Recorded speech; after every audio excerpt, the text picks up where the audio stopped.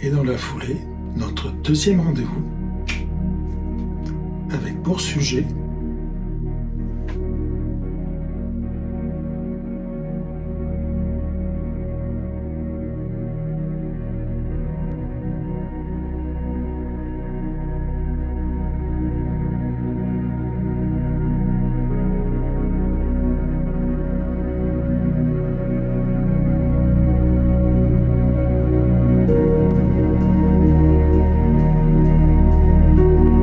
Aujourd'hui, j'aimerais vous parler de l'écriture et partant de la lecture en tant que média soignant.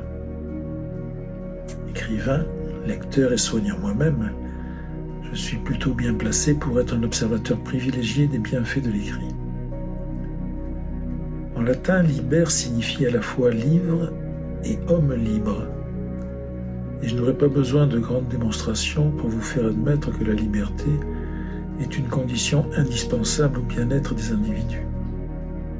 Écrire, c'est se libérer, et libérer le lecteur de ce qui pourrait encore entraver un certain affranchissement. Nos soucis du quotidien, des ennuis plus sérieux, des drames parfois, qu'il vaut mieux expulser de notre esprit et jeter sur le papier avant qu'il ne nous ronge le cerveau comme une acidité trouerait notre estomac. C'est comme ôter quelques pierres qui encombreraient notre sac à dos pour qu'il soit moins lourd à porter. Écrire, c'est choisir une prison plus douce que celle que nous impose parfois la vie, en nous enfermant dans nos mots, en nous incarcérant dans nos rimes, pour mieux nous évader dans nos rêves et nous enfuir de ce qui nous retient et nous ligote. C'est noircir des pages pour éclairer le chemin et éclaircir l'abysse. Assombrir pour ne pas sombrer. Rappelez-vous, homme libre, toujours tu chériras la mer. Écrire un journal intime, un poème, un roman, mais pourquoi? Écrire, c'est intemporel.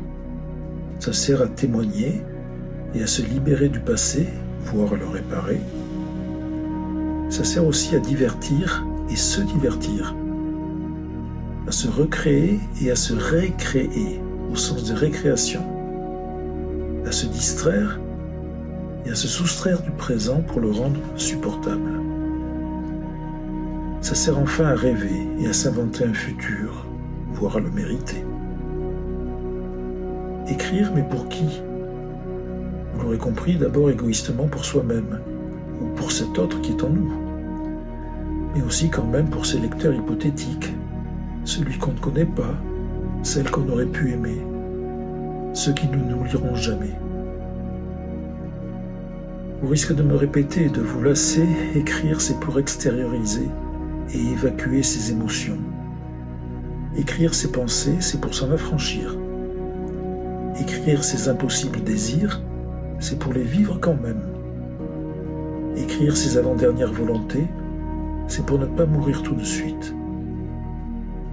Alors écrivez avec votre sang, transfusez vos récits, mettez votre moelle à nu, écrivez jusqu'à plus d'encre et jusqu'à plus de sang, écrivez encore et toujours.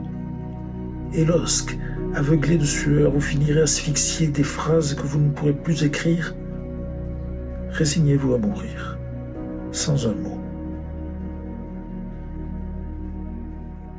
Si comme je le pense, écrire est soignant, alors je ne peux qu'aller de mieux en mieux. J'espère qu'en retour, la lecture de mes livres est source de bien-être pour ceux qui me font l'honneur et le plaisir de me suivre. Merci à eux. Allez, écrivez. Osez, bon sang. À bientôt.